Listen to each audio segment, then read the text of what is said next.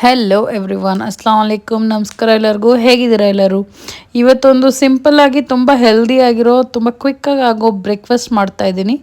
Full recipe share ಮಾಡ್ತಾಯಿದ್ದೀನಿ. ಇವತ್ತು ಒಂದು ರೆಸಿಪಿ ಇಲ್ಲ, ಸಬ್ಬಕ್ಕಿ ಪಲ್ಯ ಜೊತೆ ಇವತ್ತು ಚಪಾತಿ ಕೂಡ ಮಾಡ್ತಾಯಿದ್ದೀನಿ.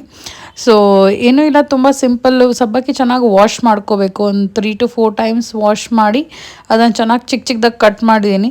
ಒಂದು ಮೆಣಸಿನ್ಕಾಯಿ, ಒಂದು ಈರುಳ್ಳಿ ಮತ್ತು ಒಂದು ಆಲೂಗಡ್ಡೆ ತೊಗೊಂಡಿದ್ದೀನಿ. ಸಬ್ಬಕ್ಕಿ ಸ್ವಲ್ಪ ಕಹಿ ಇರುತ್ತೆ ಅನಿಸುತ್ತೆ, ಸೊ ಆಲೂಗಡ್ಡೆ ಹಾಕ್ಕೋತಾ ಇದ್ದೀನಿ ಇದಕ್ಕೆ.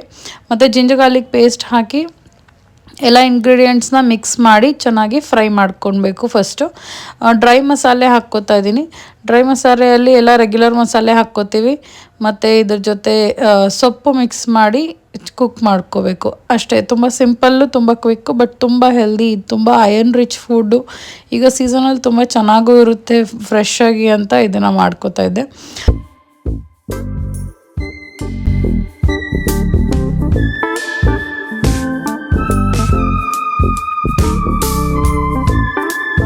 ಇದರಲ್ಲಿ ಒಂದು ಸ್ಪೂನ್ ಡ್ರೈ ಕೊಕೊನಟ್ ಪೌಡರ್ ಹಾಕ್ಕೋತಾ ಇದ್ದೀನಿ. ಫ್ರೆಶ್ ಕೊಕೊನಟ್ ಇರಲಿಲ್ಲ, ಸೊ ಡ್ರೈ ಪೌಡರ್ ಹಾಕ್ಕೊತಾ ಇದ್ದೀನಿ. ತುಂಬ ಚೆನ್ನಾಗಿ ಟೇಸ್ಟ್ ಬರುತ್ತೆ ಇದು.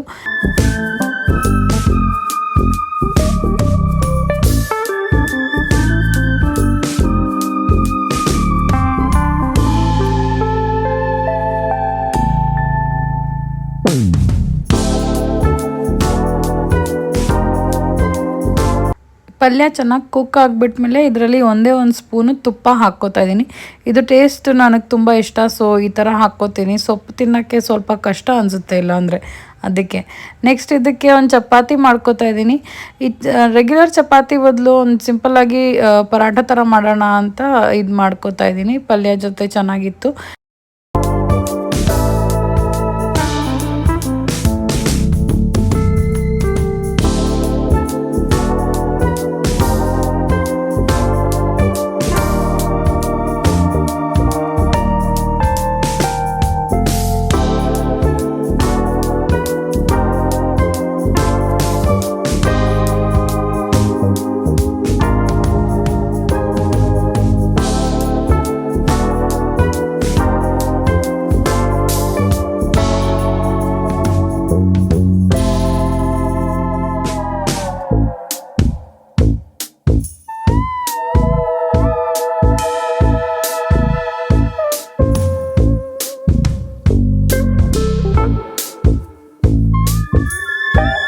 ನೀವು ಟ್ರೈ ಮಾಡಿ, ಇಷ್ಟ ಆಗಿದ್ದರೆ ಲೈಕ್ ಮಾಡಿ, ಶೇರ್ ಮಾಡಿ, ಕಮೆಂಟ್ ಮಾಡಿ.